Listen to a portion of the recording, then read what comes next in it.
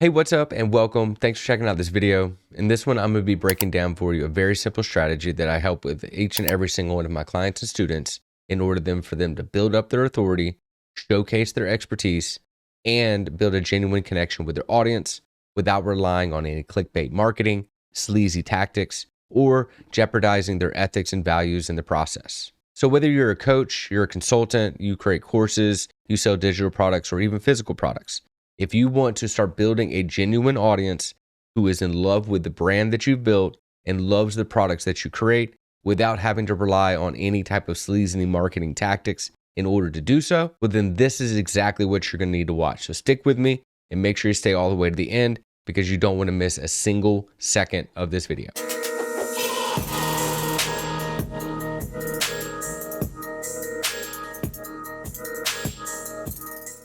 Now, what is this strategy? Very simply put, telling your story. Now, you're probably saying you've probably heard that 1,000 times before. Tell your story, share who you are, all that stuff. But after working with over 200 people, I can tell you firsthand experience, sharing your story is one of the biggest struggles that people run into. Now, before we jump into exactly how you need to be sharing your story and releasing that in through your content, whether you're using strictly organic or even some paid traffic, let's break down exactly why you need to be telling your story in the first place and a few helpful tips and tricks in order for you to see how this story is going to build that genuine connection that you want. Now, the reason why we need to be sharing our stories boils down to 3 different reasons. One, very simply put, it provides genuine value. It's no longer that kind of recreated content or getting trapped in some endless circle and cycle of trying to how-to everything to death. It also builds that genuine, real authority because you're not just saying, hey, here's how you can do something. Instead, it's sharing how you did it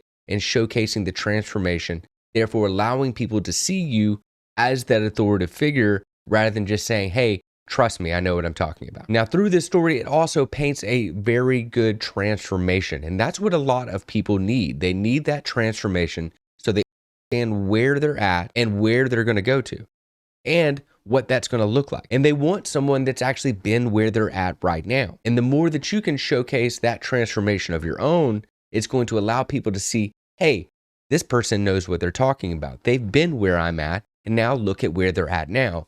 I should go pay attention to them. That's how you provide real value.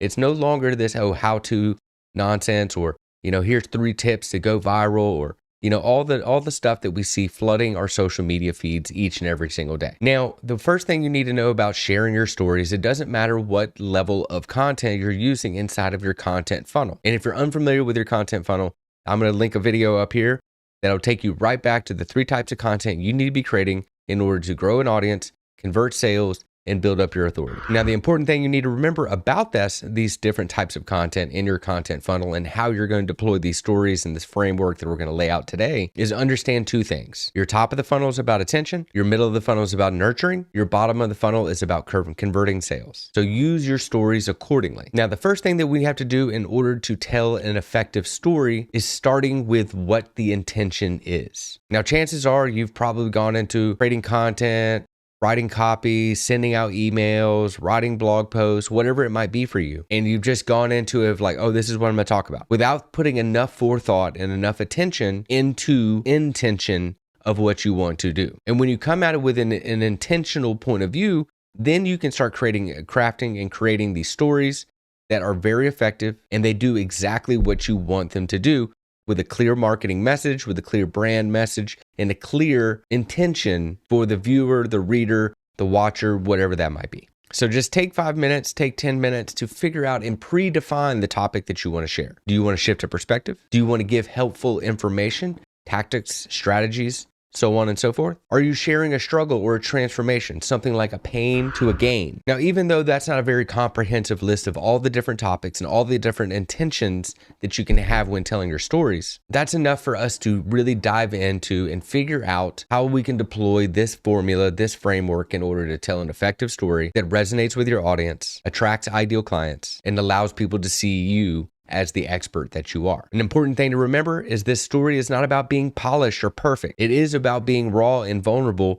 and having that kind of openness for other people to see themselves in you. Now, the first thing that we need to do is establish the impact moment. In other words, this is kind of like the climax of the story. Now, when you think about the impact moment is the moment all things changed. And when we think about this impact moment, I want you to really put yourself back in maybe high school or college, or maybe just sitting at a bar with a friend. How would you tell stories to them? You're usually going to start with a very similar thing, an impact moment. Oh, the wife had a new baby. There's your impact moment. You won't believe what happened at work today. There's your impact moment. I got pulled over by the cops and it was crazy. There's your impact moment. What it does is that we need this impact moment so we can capture attention quickly. And then now they're emotionally and they're intellectually invested with curiosity. And there's something bubbling up underneath the surface that makes them want to pay attention. So we start with this impact moment. And again, that's where at the moment that things changed, very much like the examples that I laid out. So when you think about this, was it a perspective shift? Was it a value change? Was it a clarity moment? All would apply as that type of impact moment. It's these moments when you realize something or the way you look at things change. It can also be a win for a client or customer, something that sparks, well, what happened? That's when you've got them invested and they're curious to read more.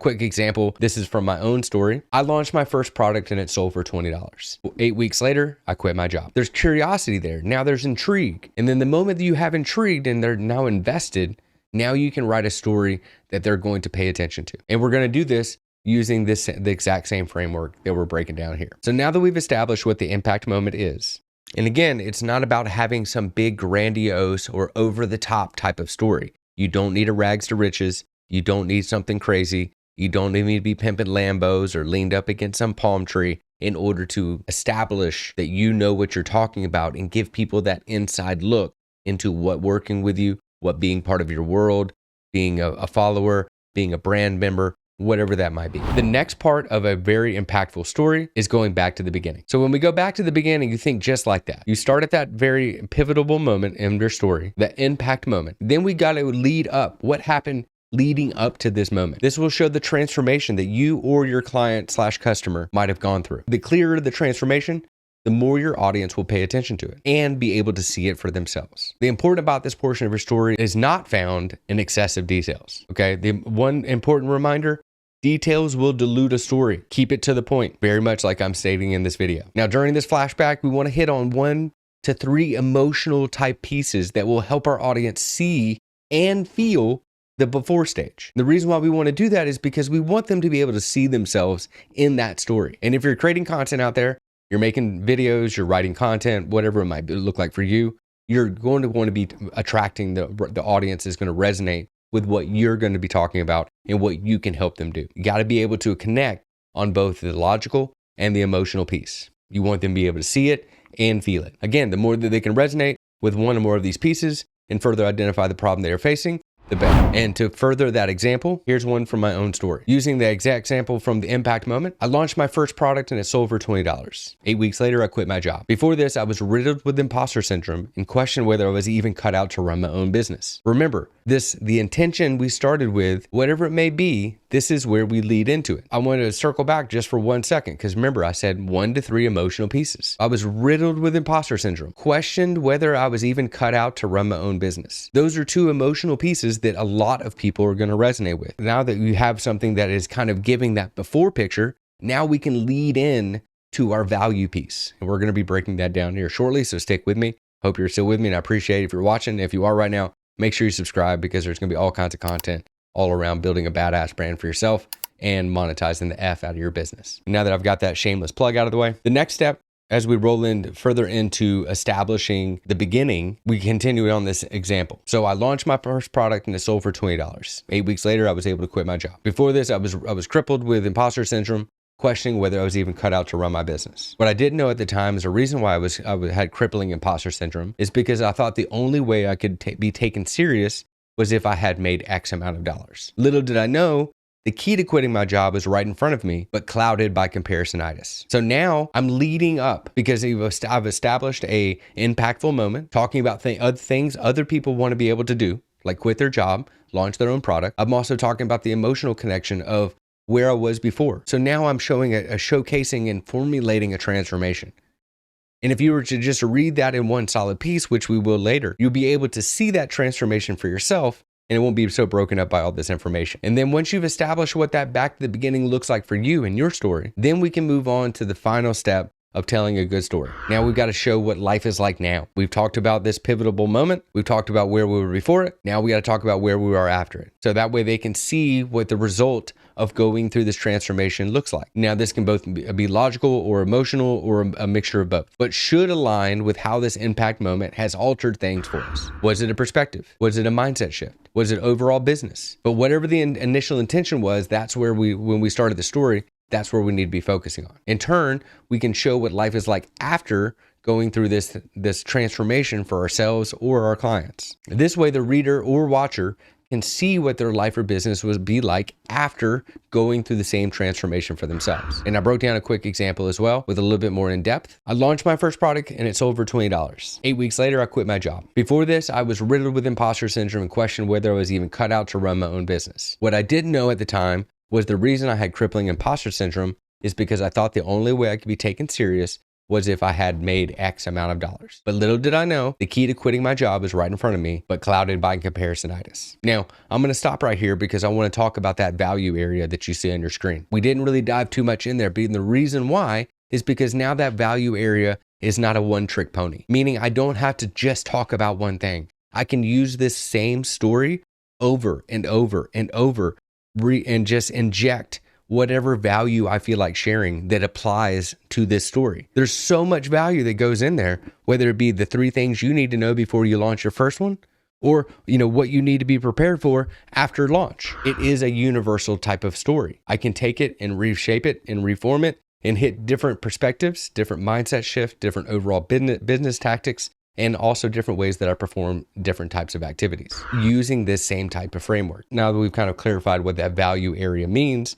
we can move on to the outcome portion of this. It's been 2 years since I walked away from those 50-hour work weeks at the factory. That's also giving the full spectrum of this whole transformation. In that time, I've helped over 200 people create content that generates leads for a business that fulfills them in ways I could have never imagined when I was overwhelmed by imposter syndrome. So now I have a full picture very simply laid out on a silver platter form. And I can use this over and over and over because it's so simplistic. There's not a lot of details. It's not super diluted. It's enough where somebody can see the whole picture. Now, this outcome doesn't have to be huge or some massive detailed closure statement. The goal is to wrap up what life is like after going through this transformation in a quick and digestible way. That way they can consume it and they can see a clear picture on what life is like on the other side of the impact moment that we caught their attention by. And through that, they can now see the transformation, they can see themselves in our journey, and they can see the value and the authority and the expertise